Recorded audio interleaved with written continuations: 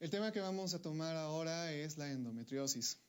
Este es un tema muy importante en cuanto a patologías ginecológicas. Hay varias preguntas que entran en el examen de la residencia.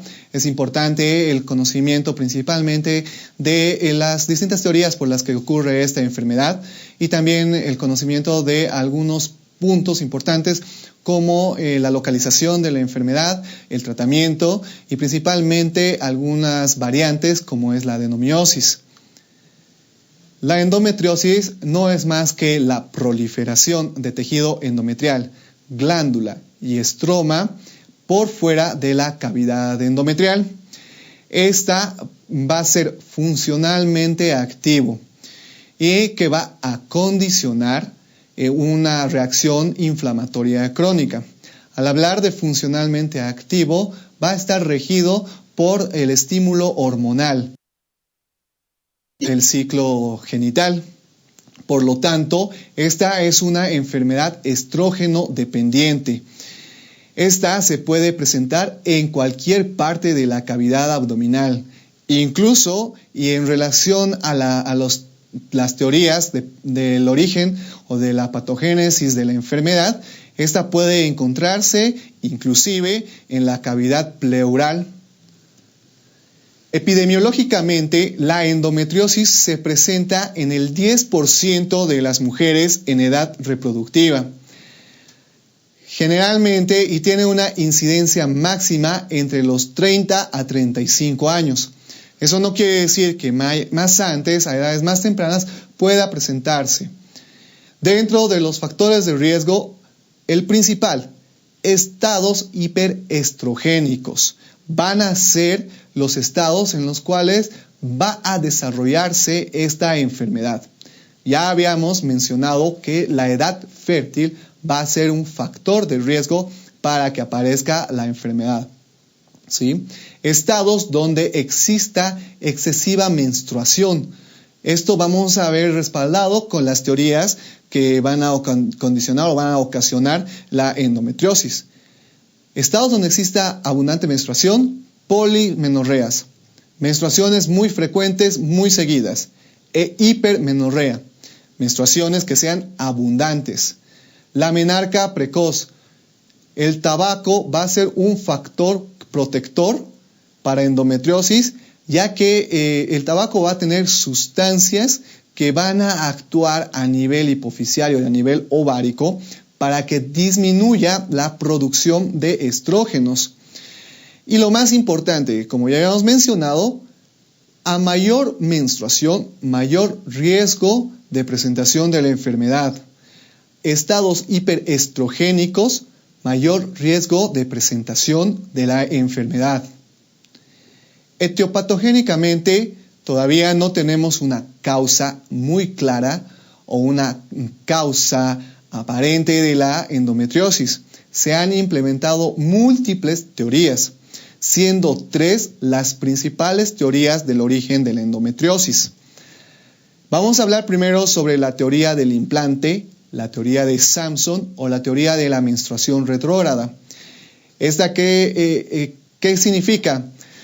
Que la menstruación ocurre normalmente, pero en lugar de que la sangre se exteriorice por la vagina hacia el exterior, la sangre va a pasar de la cavidad uterina hacia las trompas y de ahí a la cavidad pélvica, la misma que va a hacer que se implante tejido endometrial en la superficie de la cavidad peritoneal. Si bien el 90% de las mujeres puede presentar en algún momento de su vida menstruación retrógrada, factores inmunológicos, factores genéticos están implicados para que se produzca la enfermedad, la endometriosis.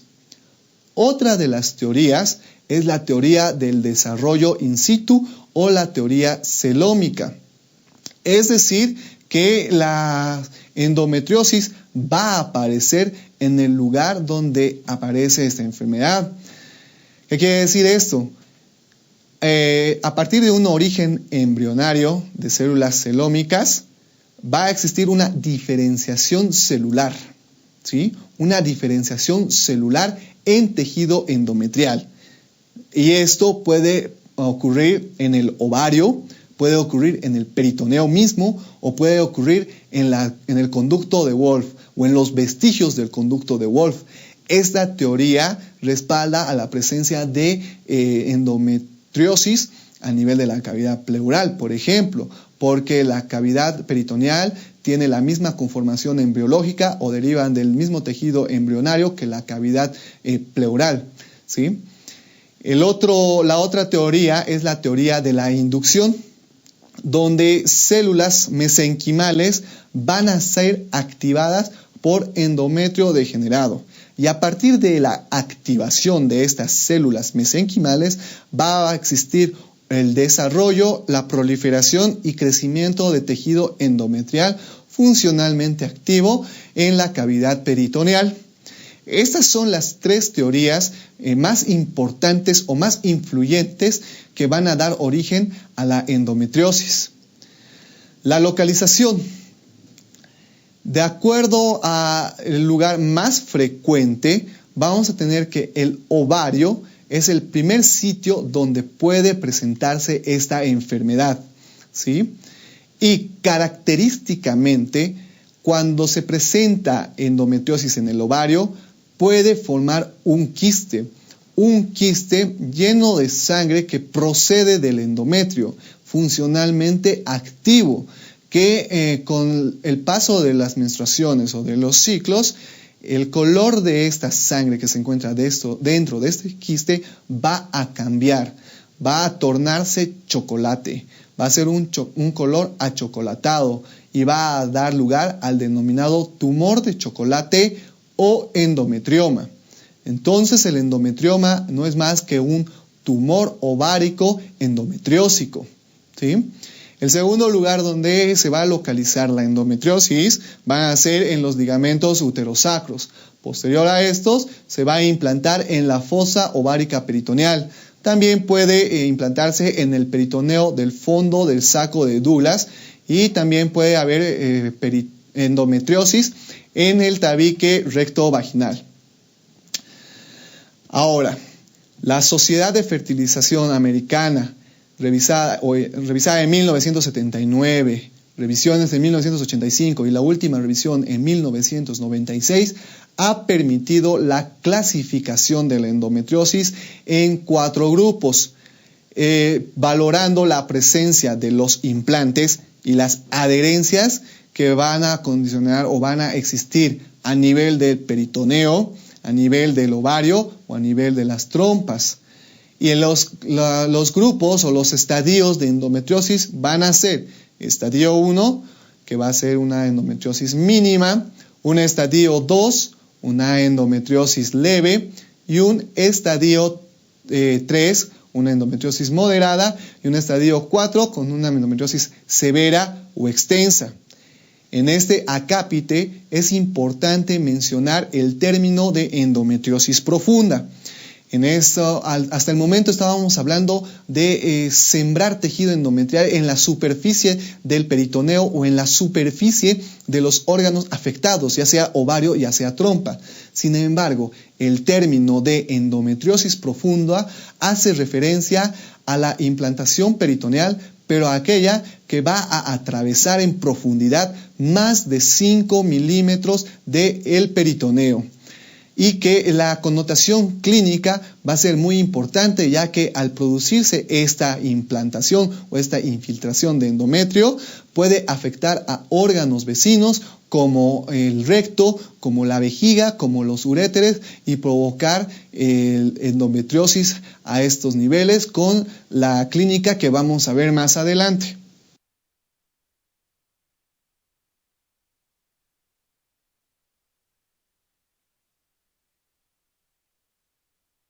La clínica de la endometriosis. El componente clínico de la endometriosis principalmente va a estar dado por 3 o 4 síntomas fundamentales. El dolor es el principal síntoma que presentan estas pacientes. El dolor representa el 95%, o está presente en el 95% de los casos y se puede manifestar como dismenorrea, es decir, dolor durante la menstruación que habitualmente no va a ceder a los anticonceptivos orales. Puede condicionar casos de dolor pélvico crónico. La presencia de adherencias, la presencia de bridas van a condicionar a la larga dolores a nivel de hipogastrio. Esto nos debe hacer sospechar la presencia de endometriosis en pacientes en edad reproductiva. Si la endometriosis se torna profunda y compromete órganos vecinos, puede ocasionar disuria, puede ocasionar disquesia, que es el dolor durante la defecación, o también puede condicionar dispareunia, que es el dolor durante el acto sexual.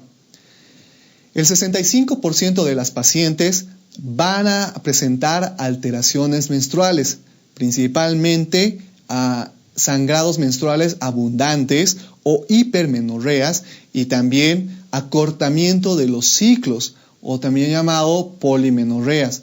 Por lo tanto, estas pacientes van a presentar hipermenorreas con dismenorreas. El 41% de las pacientes con diagnóstico de endometriosis van a presentar cuadros de infertilidad, infertilidad secundaria, por la presencia de las bridas y por la presencia de las adherencias, principalmente a nivel tubárico, que van a ocluir el ducto tubárico. Y como ya hemos mencionado, es frecuente cuando existe endometriosis profunda la presencia de síntomas urinarios y síntomas intestinales. En el diagnóstico, tenemos que saber que el 13 al 30% de pacientes con endometriosis no van a presentar clínica, van a ser pacientes asintomáticas. El diagnóstico se fundamenta en la sospecha clínica. Pacientes con cuadros de dolor pélvico crónico, pacientes con hipermenorreas, con dismenorreas, en edad reproductiva, debemos sospechar la presencia de endometriosis, además con factores de riesgo en los cuales haya estados de hiperestrogenismo. También debemos mencionar pacientes en las cuales han tenido cirugías uterinas previas, ¿sí? Al examen físico, lo llamativo es encontrar un útero rígido, un útero poco móvil, ¿sí? Con ligamentos uterosacros tensos y dolorosos. En la palpación de los ligamentos uterosacros podemos sentir o podemos palpar nodulaciones que van a ser sugestivas de endometriosis. Además que el útero no se va a encontrar en posición normal, no va a estar en una posición de anteversoflexión, sino que el útero se va a encontrar en una posición de retroversoflexión. Y la presencia de ovarios pueden estar aumentados de tamaño, con la palpación de una masa tumoral que puede corresponder a un endometrioma. También podemos palpar nódulos dolorosos en los ligamentos uterosacros, como habíamos mencionado, y estos nódulos también pueden hacerse evidentes en el fondo de saco de Douglas. A la palpación bimanual tocamos el cuello uterino, que es poco móvil, vamos hacia el fondo del saco de Douglas y palpamos nodulaciones dolorosas. Es muy poco frecuente que a la especuloscopía podamos ver lesiones características de la endometriosis. No es muy frecuente que ocurra esto, ¿sí? Y todo esta exploración física más los hallazgos o las preguntas durante la anamnesis van a tener mayor sensibilidad si se realizan durante la menstruación. Otros métodos diagnósticos que son muy útiles para el diagnóstico de endometriosis es la ecografía ginecológica. En la ecografía ginecológica podríamos observar o no la presencia de tumores ováricos con contenido denso que podrían o no corresponder a endometriomas, ¿sí? Además, permite identificar endometriosis profunda, permite identificar zonas de nodulaciones que pueden identificarse o pueden estar presentes en la superficie peritoneal. Mejor si se realiza una ecografía ginecológica transvaginal en 3D para la caracterización de estos nódulos.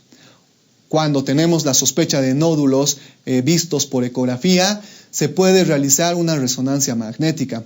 La resonancia magnética va a permitir distinguir con mayor claridad las nodulaciones o zonas de endometriosis, principalmente en la región retroperitoneal.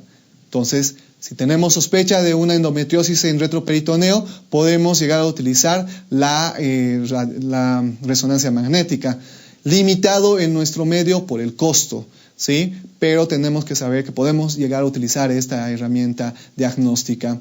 Y finalmente, podemos utilizar algunos marcadores tumorales. Los marcadores tumorales son proteínas que en casos de tumoraciones generalmente malignas se encuentran incrementadas en la sangre.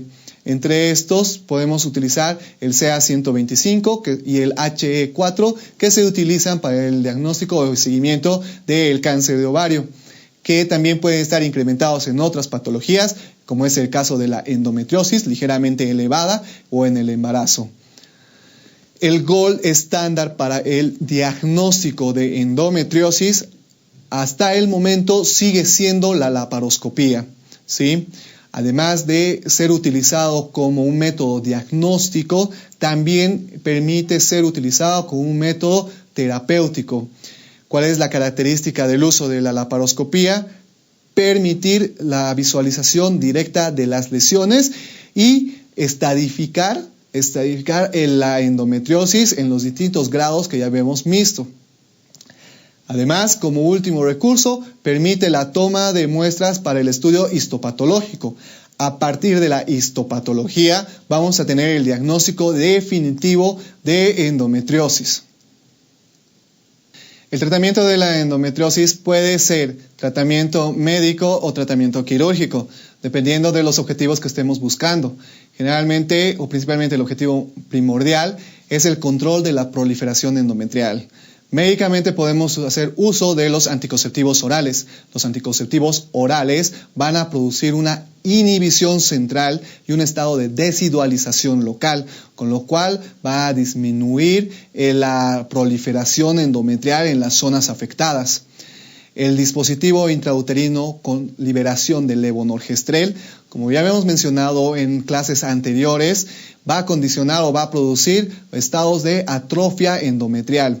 Al ocasionar atrofia endometrial, va a disminuir la proliferación de endometrio y va a ser muy útil para el tratamiento del dolor o de la recurrencia del dolor. Los análogos de la hormona liberadora de gonadotrofina. La principal acción que tienen los análogos de la hormona liberadora de gonadotrofina es la de condicionar un estado de hipoestrogenismo por un bloqueo central de FSH y LH, lo que va a dar lugar a que no exista presencia de estrógeno y no exista proliferación de tejido endometrial situado en la cavidad pélvica. Y finalmente, para condicionar otro estado de hipoestrogenismo, podemos utilizar el danazol. El danazol es un antiestrogénico puro cuya acción va a ser la de la atrofia endometrial. Estos medicamentos son muy importantes y tienen que conocerlos, ya que son preguntas frecuentes de examen. Tener en cuenta el uso del danazol y saber que es un antiestrogénico puro. El tratamiento quirúrgico de la endometriosis va a ser realizado mediante laparoscopía o cirugía abierta. Si utilizamos la laparoscopía, es el método ideal también para realizar el tratamiento.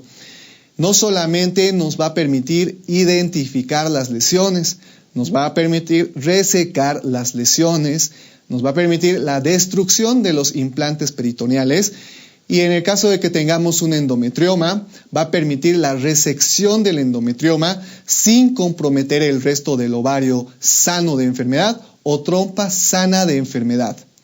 Ahora, si en casos en que no se ha podido controlar la enfermedad con medicamentos o con la cirugía laparoscópica mínimamente invasiva, se tiene que optar por una cirugía radical. La cirugía radical va a consistir en sacar el útero, la histerectomía, más la anexectomía.